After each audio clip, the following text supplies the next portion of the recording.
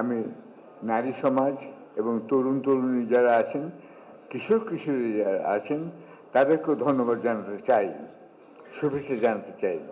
আমার বয়স 91, সুতরাং বুঝতেই পারছেন যে আমি ছোটদের কথা আমার, তারা তো আমাকে দেখেনি, তারা জানে না জায়জাদিন কি, অনেকে লাল গোলাপও জানে না। আমি এখন একটা মিউজিয়ামে পদার্থ হয়ে গিয়েছি, সেই হিসেবে আপনারা আমাকে দেখেছেন, ধন্যবাদ। যাই হোক, আমি প্রথমে এখানে অভাব খুব বোধ করছি, অনুপস্থিতি বোধ করছি, তার স্মরণে আমি সম্মান এবং শোক প্রকাশ করছি। তিনি হচ্ছেন ডক্টর রেজওয়ান সিদ্দিকী। তিনি আজকে এখানে উপস্থিত নেই, তিনি মারা গেছেন। তিনি কিন্তু দৈনিক দিনকালের সম্পাদনার দায়িত্বে ছিলেন এবং তিনি অত্যন্ত কঠিন অবস্থা অতিক্রম করে গিয়েছেন। আমি চাই না ভবিষ্যতে ডক্টর রেজওয়ান সিদ্দিকীর মতন এরকম একটা অনিশ্চিত জীবনযাপন করতে হয় কোনো সাংবাদিককে এখানে। আমি কিছুটা হয়তো সাংবাদিক সমালোচনা আমার করতেই হবে। সাংবাদিকরা আমি ক্লাস 10 থেকেই পত্রিকা সম্পাদনা করি এবং একটি কাজই আমি করেছি, যদিও সাইডওয়েজ আমি চার্টার্ড অ্যাকাউন্টেন্টও একজন বটে। সুতরাং এখানে সেই হিসেবে আমি অন্তর্বর্তী সরকারকে ধন্যবাদ জানাতে চাই, প্রশংসা করতে চাই কয়েকটি কারণে। আমার বলতেই হবে যে এরকম একটি যে সভা হতে পারছে, আপনারা সবাই এখানে নিশ্চিন্তে কথা বলতে পারছেন এবং আপনারা জানেন যে কেউ যে কোথাও সরকারকে যে রিপোর্ট করবে না যে কামাল সাহেব এরকম কথা বলেছেন, মতি সাহেব এরকম কথা বলেছেন, মাহফুজ এরকম কথা বলছেন। এটা যে আপনাদের কত বড় স্বস্তি, এটা আপনারা বুঝতে পারছেন না হয়তো, কিন্তু করছেন। আমি যেহেতু অনেক সময় আমাকে লন্ডনে নির্বাসিত থাকতে হয়েছে, বিদেশে নির্বাসিত থাকতে হয়েছে, আমি এই যে মুক্ত চিন্তা, মুক্ত বাতাস এবং যে আরেকটা হচ্ছে যে আপনার দুশ্চিন্তা নিয়ে আপনাকে কথা বলতে হয়, এটা থেকে আপনারা মুক্ত হয়েছেন এবং এই জন্য অন্তর্বর্তী সরকারকে আমি ধন্যবাদ জানাতে চাই। আরও দুটি কারণে ধন্যবাদ জানাতে চাই। তারা এখানে আপনার তেলের দাম ঠিক রেখেছেন, সয়াবিন তেল থেকে শুরু করে ধান চালের দাম ঠিক রেখেছেন, নিত্য প্রয়োজনীয় দ্রব্যদের দাম ঠিক রেখেছেন এবং সবচেয়ে বড় কথা যে এই অন্তর্বর্তীকালীন সরকার ডলারের দাম ঠিক রেখেছে। আপনাকে বুঝতে হবে এই ডলারের দামের সঙ্গে অনেক কিছু সংযুক্ত। ও আরেকটা জিনিস, পানি, এই যে পানি আমরা খাচ্ছি এটাও কিন্তু আমাদের দুশ্চিন্তার বিষয় দাঁড়াচ্ছে। পানির দেশ বাংলাদেশে, পানি এখন কিন্তু বোতলজাত পানি হচ্ছে এবং কিছুদিন আগে একটি সম্মেলনে জনাব তারেক রহমান বলেছেন পানি আমাদের এখন মেঘনা থেকে আনতে হচ্ছে। আমাদের এই অবস্থা, এইগুলি কিন্তু আসল অবস্থা। সোনার দাম বেড়ে গেছে আপনারা জানেন এবং ডলার দাম তারপর স্থিতিশীল রাখা হয়েছে এবং পানি এখনো পাচ্ছেন, গ্যাস এখনো পাচ্ছেন, ধান এখনো পাচ্ছেন। অন্তর্বর্তী সরকারের এই সাফল্যগুলো আপনারা ভুলে যাবেন না। সাংবাদিকদের দায়িত্ব সমালোচনা করা ঠিক আছে, কিন্তু প্রশংসা করাও তাদের দায়িত্ব, এটা আমার মনে রাখতে হবে। আমি এখানে যখন আবার ফিরে পেলাম জায়গাদিন, আমি সম্পাদকীয় বিভাগকে বলেছি তোমরা খেয়াল রাখবে একটা ছোটোখাটো প্রশংসার কাজও হয় যদি ব্যক্তিগতভাবে সরকারিভাবে, ওই কথাটা সম্পাদকীয়তে লিখো, খালি সমালোচনা করো না। সাংবাদিকদের দায়িত্ব কিন্তু প্রশংসা এবং সমালোচনা দুটো করাই উচিত। এখন আমি একজন লোকের কথা বলতে চাই, তিনি হচ্ছেন সিপি স্কট। তিনি গার্ডিয়ান পত্রিকার সম্পাদক ছিলেন এবং সবার কাছে কিন্তু তিনি বিশ্বের সেরা সম্পাদক হিসেবে এখনো বিবেচিত। তার কথাটা আমাদের যেমন লা ইলাহা ইল্লাল্লাহ আছে, তার কথাটা সাংবাদিকদের কিন্তু কলমের মতন।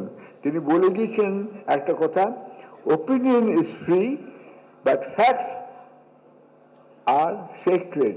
অর্থাৎ আপনি যে কিছু মতামত দিতে পারেন, কিন্তু ফ্যাক্টস যখন দিবেন তখন একটা অ্যাবসলিউট কারেক্ট হতে হবে।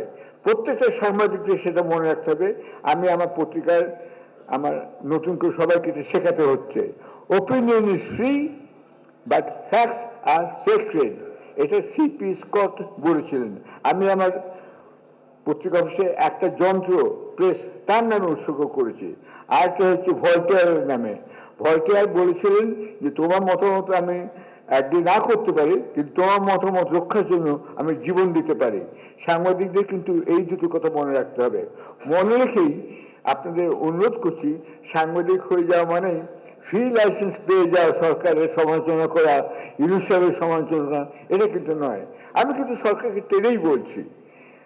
এখানে আমি মাহফুজ সাহেবের একটা কথা বলতে চাই। উনি চলে গেছেন, আশা করি তার সহযোগী মিস্টার মতিউর রহমান এটা পৌঁছে দেবেন। তিনি বলেছেন যে সাংবাদিকরা ভুল করতে পারে। ধন্যবাদ এই কথাটা বলার জন্য। সরকারও ভুল করতে পারে, সাংবাদিকও ভুল করতে পারে, কিন্তু তার চেয়ে বড় কথা হচ্ছে এই ভুলটা স্বীকার করার সৎসাহস থাকতে হবে। মতিউর রহমানকে জানিয়ে দিতে চাই, তিনি যেন মাহফুজকে বলেন আমি তাকে অতি বিনয়ী আখ্যা দিচ্ছি, কেন তিনি বিশাল ভুল করেছিলেন 1/11 হওয়ার পরে, এবং সেই ভুল তিনি কিন্তু টেলিভিশনে সকলের সামনে স্বীকার করেছিলেন। Thank you mister Mahfuz Anam. এই দৃশ্যটা মনে রাখতে হবে। আজকে যদি 1/11 না হতো, তার উপর কয়েকটা তত্ত্বাবধায়ক সরকার হয়ে যেত। এখানে কেউ কেউ আছেন সাংবাদিক, তারা কিন্তু তত্ত্বাবধায়ক সরকারের বিরোধিতা করেছিলেন, যার ফলে আপনারা জানেন যে 1/11 হতে পারলো। এটাও কিন্তু সাংবাদিকরা বিশাল ভুল করেছিলেন। তা যদি না হতো তাহলে হয়তো 2008 সালের নির্বাচনে বা 7 সালের নির্বাচনে বিএনপি জিতত অথবা আওয়ামী লীগ জিতত।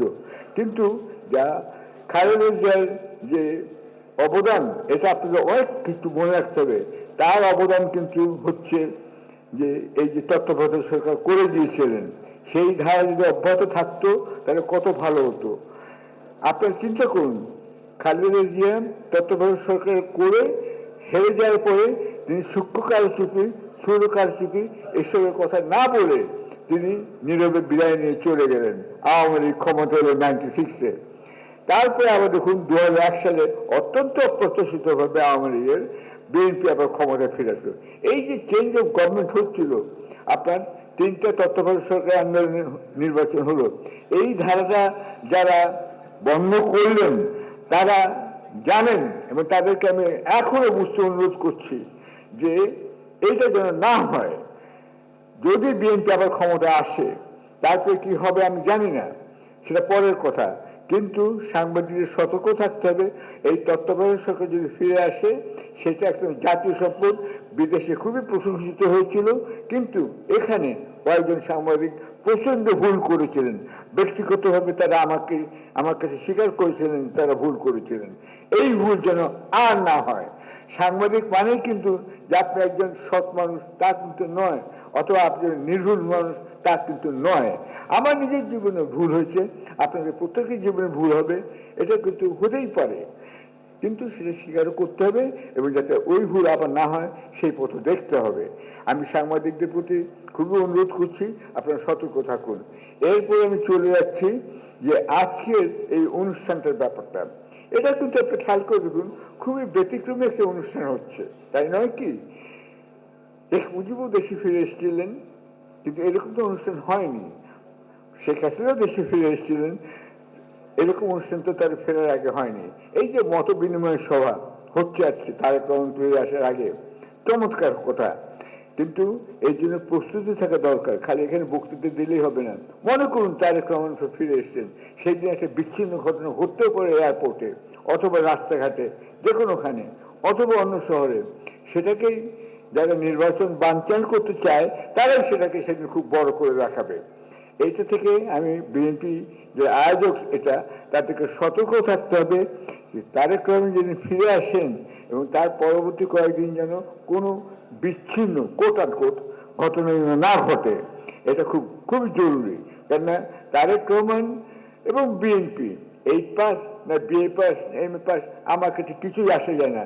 আমি নিজে একজন চার্টার্ড অ্যাকাউন্ট্যান্ট, এবং সকলেও বলতে চাই যে আমি বড় বড় কোম্পানিতে কাজ করছি, প্যানামের কাজ করছি, ইন্টারকন্টিনেন্টালের কাজ করেছি, কিন্তু আমি সেটা বলি না। কিন্তু আজকে বলছি এই জন্য, পাস করা কে কি করলো না করলো ইম্পর্টেন্ট না। আমার মতো অনেক চার্টার্ড অ্যাকাউন্ট্যান্ট আছে, আমি হাতে 5টা আঙুল দেখি বলি সব চার্টার্ড এক নয়, আমি এক নই, তোমরা তোমার মতো কাজ করো। আমি সাংবাদিক হবার জন্য চার্টার্ড অ্যাকাউন্টেন্ট হয়েছিলাম এবং হোটেলের কোনো চাকরি ছেড়ে সাংবাদিকতা করছি এবং তার জন্য আমাকে বহু দণ্ড দিতে হয়েছে। আমার এক কানে শুনি না, এক কানে দেখি না, এক চোখে দেখি না। এটাই যখন আমি সলিটারি কনফাইনমেন্টে ছিলাম তখন আমার সেই অভিজ্ঞতা হয়েছে। যাই হোক, এখন আমি বলতে চাই এই যে দেশে ফেরার জন্য যে আয়োজনটা করা হচ্ছে এবং ব্যতিক্রমী সভা করা হচ্ছে, এটা কিন্তু চলমান থাকে। এই চলমান থাকতে গেলে আবার আমি আরেকটা কথা বলবো সালাউদ্দিন সাহেবকে বিশেষ করে, কারণ তিনি হয়তো অনেক উপদেশ দেবেন, ম্যাডামের সঙ্গে কাজ করছেন তিনি, যে এই সাংবাদিকের সঙ্গে মত বিনিময়